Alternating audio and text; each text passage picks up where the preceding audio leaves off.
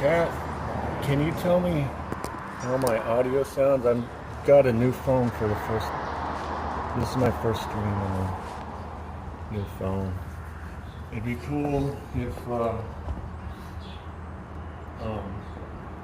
I hope this headset is working. It's usually my headset. If you're in the chat, can you tell me how my audio sounds? I've got a new phone for the first. This is my first new phone. It'd be cool if. I think it is. I think it is using my headset. It's usually my headset, not my. Well, I'm getting feedback though.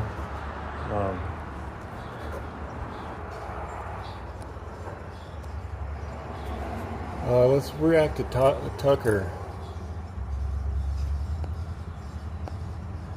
Good evening and welcome to Tucker Carlson. Hey, this is fair use.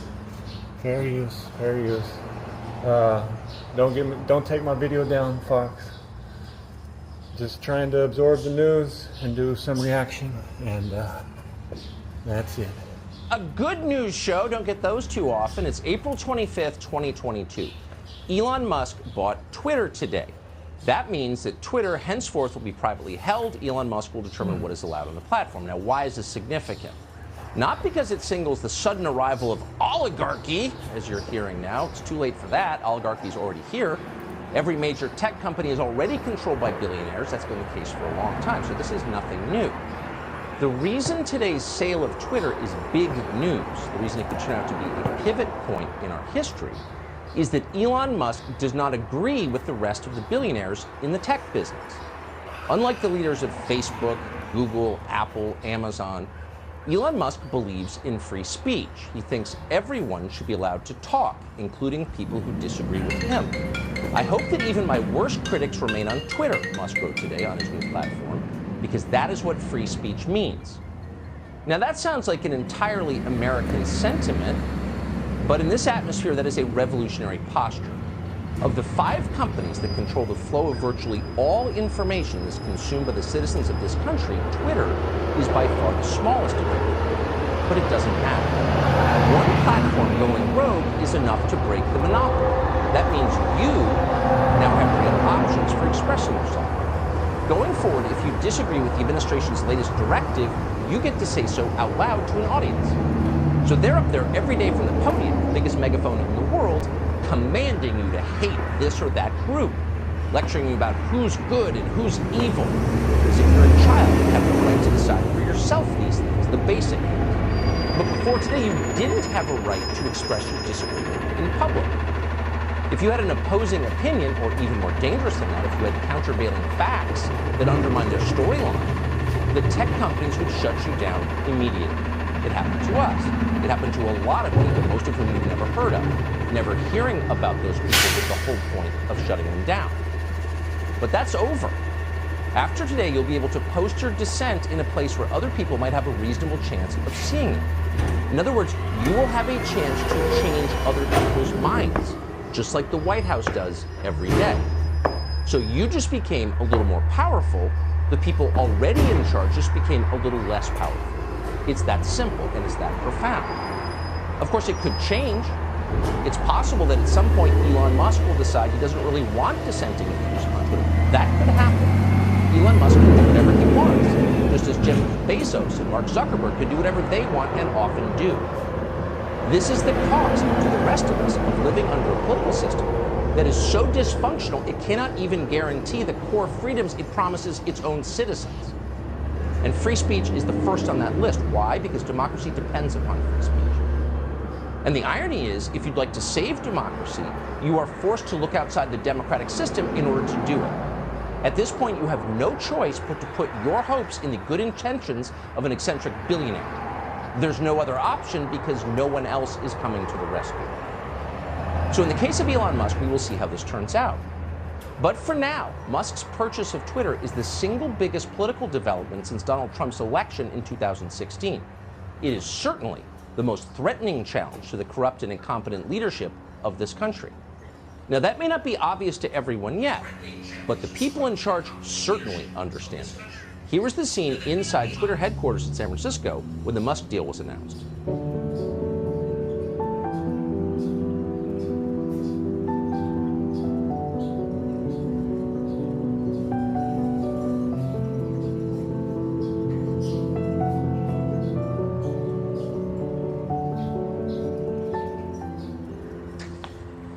Sorry, wrong tape. But the very same idea. What you just saw was the collective grief of people who thought they were going to be fully in charge, who totally believed they'd be able to rule without limit. You're watching those people learn that actually other people get to talk too. And that realization is crushing to them. It's the one thing they fear. And that tells you everything about why those people should never be near power. People who want a monopoly on speech and thought hate Elon Musk. Not because he's a racist, he's not, but because they can't control him. They hate him because he persists in saying things like this. Why make that offer?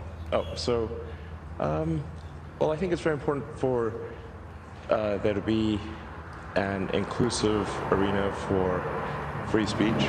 My strong intuitive sense is that having a public platform that is maximally trusted and broadly inclusive is extremely important to the future of civilization. But you've described yourself. I don't care about the economics at all. So free speech is extremely important to civilization. Are you triggered by that? It's often hard to know who's on what side. So much lying. Who are the good guys and who are the bad guys? Well, here's a very clear, simple, and unerring test. Who are the tyrants? They're anyone who is bothered by the idea that other people might get to talk. That is an unfailing test. It's 100% accurate. Would you allow people who disagree with you to talk? If you wouldn't, you were a tyrant. And tonight, the tyrants are grieving. In Congress, Democrats made a last-ditch bid to use their power to intimidate Elon Musk into backing off. Congresswoman Catherine Clark of Connecticut wrote this, quote, "If they can afford to buy Twitter, they can afford to pay their fair share in taxes. Retweet if you're ready to support Joe Biden's billionaire minimum income tax! Exclamation point!" It's funny, didn't National Review write a bunch of pieces the other day saying it was wrong for Ron DeSantis to use his power in Florida to punish a company? I wonder if there's abs upset about this. All of a sudden, Democrats are calling for any kind of higher taxes on the big companies that fund their campaigns. Why? Because here's one big one, not funded. Congresswoman Bonnie Watson-Coleman wrote this, "If you can buy a major social media platform, you can pay your fair share in taxes. Tax the rich." Haven't heard that from the left in a while. Why are they so mad? Because their monopoly on speech and information, the ability to control what you believe, has been broken. So once again, they're resorting to force to get you to shut up. This is not an attack on Elon Musk. They're not going to tax him into poverty. He's the world's richest man. This is an attack on you and your right to speak freely, to express your conscience in public. But for once, it's not working. And the media are infuriated. They're profoundly threatened by a free internet. And so they're panicked. Watch. Elon Musk is the new power at the social media giant, and he is foaming the runways for the return of the trolls. This is happening in the background of Elon Musk saying, basically, I want to buy Twitter so I can open it up and turn it into Gab and let Donald Trump back. So there are real consequences to allowing anybody to run these internet sites and say whatever it is they want. And Elon Musk is the fox coming into the henhouse, and it is shameful that Twitter, which has a fiduciary obligation, I would think, to protect people who actually use it, the millions of people who actually use it. Did they ask a single woman? A single woman? Was a single woman consulted? It's a fiduciary obligation. And say whatever it is they want. And Elon Musk is the fox coming into the henhouse, and it is shameful that Twitter, which has a fiduciary obligation, I would think, to protect people who actually use it, the millions of people who actually use it. Did they ask a single woman? A single woman? Was a single woman consulted? And this is it. Was a single person of color who just uses Twitter, who made the mistake of using Twitter and needs it for their job. So Elon Musk is a threat to the weak. Say the most privileged and powerful people in our society. Really? Are they really standing up for the weak? No. The weak are the people who aren't allowed to say what they really think. Those are the weak. And what you just saw are the strong demanding the silence of the weak. Everyone's kind of figured this out, except the people demanding it. They're so up their own butts. You just heard them say that Twitter's a fiduciary duty to ignore its shareholders, block the deal, and continues Twitter's decline. It doesn't even make any sense. And because it doesn't, it can be certainly we're watching it. And of course, the bottom of the meltdown is always the same joke. He's a racist.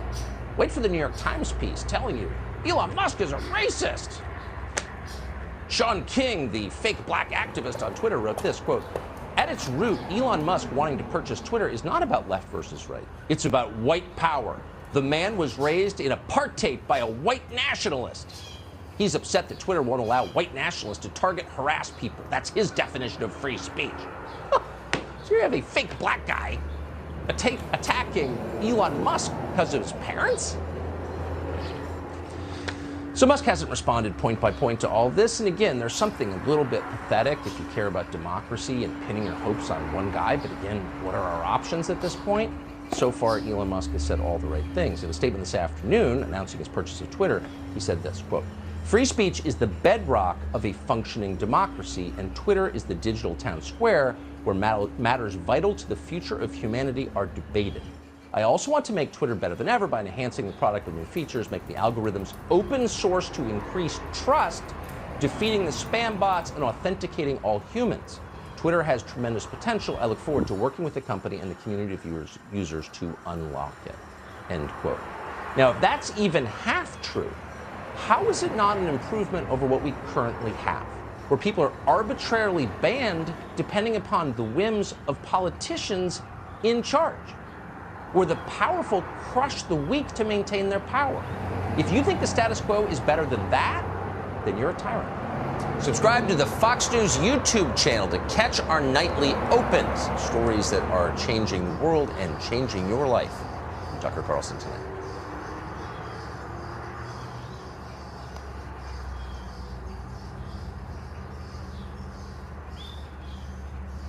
For something which wouldn't be unusual for people to come up here.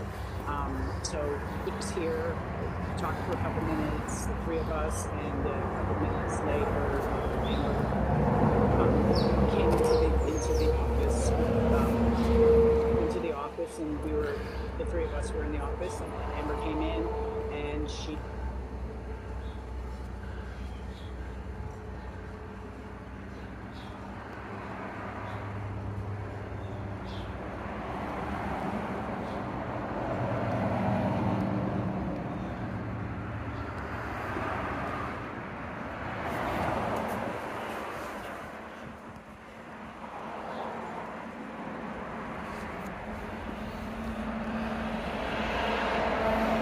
I'm done.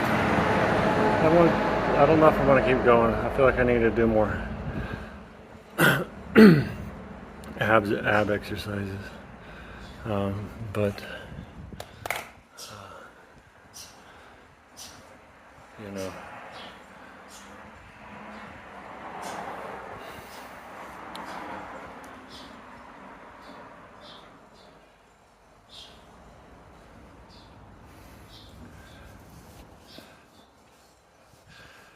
We got the Disney thing happening too. You got to pay attention to what they're trying to advance. But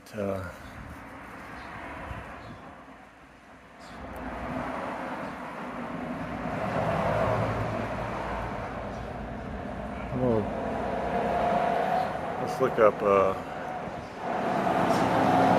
what is democracy?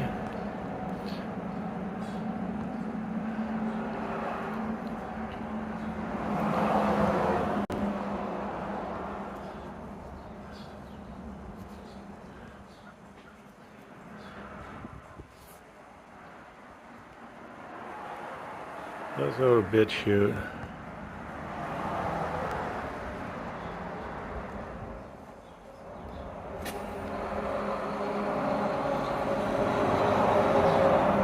Democracy.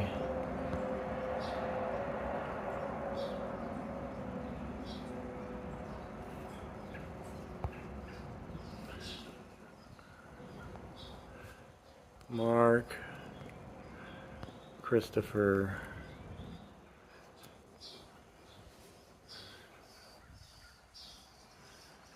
Georgia guys, so people know. Let's see if this guy's full of it.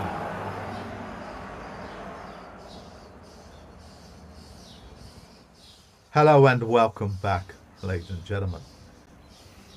Today's talk is about the Georgia Guidestones. Let's go straight to it.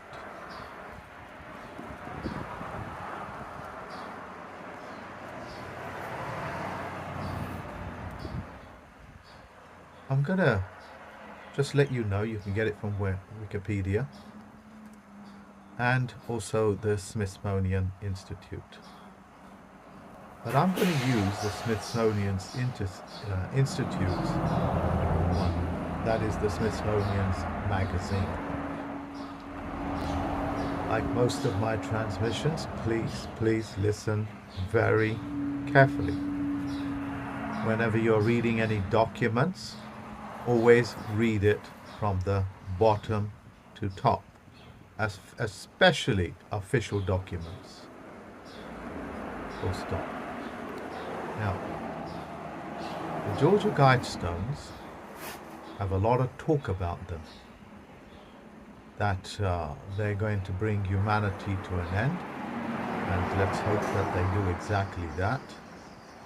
However, there will be a culling process. Now, what is it that I'm saying? I'm the Chief Federal Postal Court Judge, Plenipotentiary Judge, here about to educate you. Most people on this planet, we're talking about a huge percentage, is all reactionary and what is known as human. And on my other broadcasts, I have made it very clear that human is just another word for the individuals that are corporate. In other words, we're not dealing with men and women. They are corporate.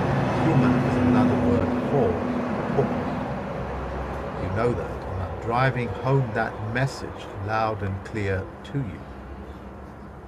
Now that you have been educated on the fallacy of what you thought under presumption and assumption was human, was like being a man or a woman, you find now it's a complete and utter difference. It's a mirroring effect. In fact, it is the direct reverse image in meaning, connotation, and the rest of it away from what you presume and assume. In doing so, I also told you and proved to you, and I think it's never been done on the internet. I did search for it, but there is none I can find. Also, remember that the search engines are highly censored according to IP address, so it could be that I'm just being censored. Let's hope other people are fully aware of what I am saying. Otherwise, it's a very sad world. Now, I also said to you that when you have human aid, humanitarian relief, these words are the very words that allow the corporate governments to collect money from you and pass it on to the corporations that they themselves created the conflict of. Let me paraphrase this to you. If the Ukraine is at war, charities will come up and raise money for humanitarian aid, humanitarian relief, and the variety of names that they use. Look it up and you'll find quite literally there are thousands after thousands calling themselves humanitarians, including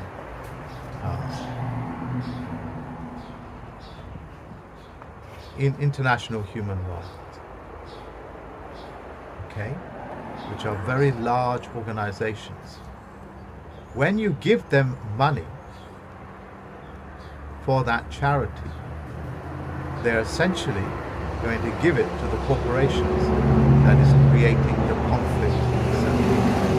So if they are raising money for humanitarian child relief, child is a ward of state, they are raising money for the state that is creating the conflict to begin with. Let me paraphrase it again. If you have individuals like the ones that did first aid, forgotten his name, the Irishman. Give me a second, I'll think of it. He at the moment is raising money, comes on telly, and his name has completely slipped out of my head. Live Aid. All that is humanitarian relief. The individual character that created that knows exactly what he's doing. And if he's not, he's just been walked into the misprision rule of treason and felony. When they raise money for these children, they're about to hand it over to the very corporations that created the starvation, the conflict, the torture, and the rest of it. Just like the Miliband brothers, when they raise money for humanitarian aid, they are exactly doing the very thing that causes the problem. You people out there, you know, the 96,000 subscribers to my channel, have been educated. So please share this knowledge with what I'm talking about to the rest of the world, because it's all qualified. Now, you know, there are some characters in society like Hitler that has been personified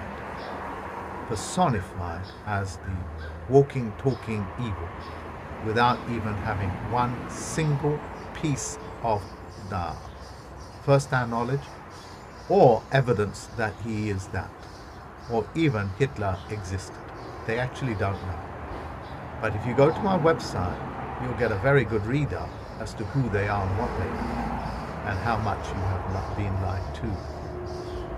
So if I was to raise money for, say, for the children, humanitarian aid for Germany's orphan children, you know what I'm about to do? I'm about to raise money in England, Great Britain, United Kingdom, and transfer that money to the Nazis that created the conflict to begin with. You understand what I am talking about? You are listening to this transmission into the misprision rule of a felony and treason, which means you now have knowledge of a crime. You have to stop and correct it. Otherwise you're as guilty as the guilty party perpetrating this. You have to stop that character that did the Live Aid. You have to stop the Miliband, because I have to as well. And it wouldn't be lovely if I saw you do that as well, rather than just leaving it up to the Federal Postal Court or being just me. Okay. I would very much like that from you.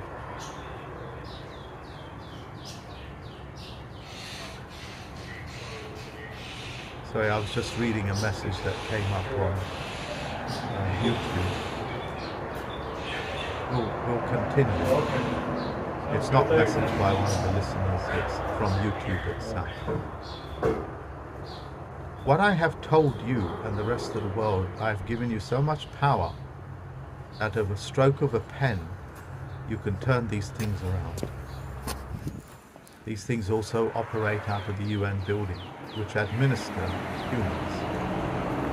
And all those members in the United States and United Nations buildings, they're all humans, which is another word for monsters. Monsters! So, ladies and gentlemen, please please, and I'm asking you for the third time, please take your pen, put it onto paper, and disqualify these freaks from You're our disqualified.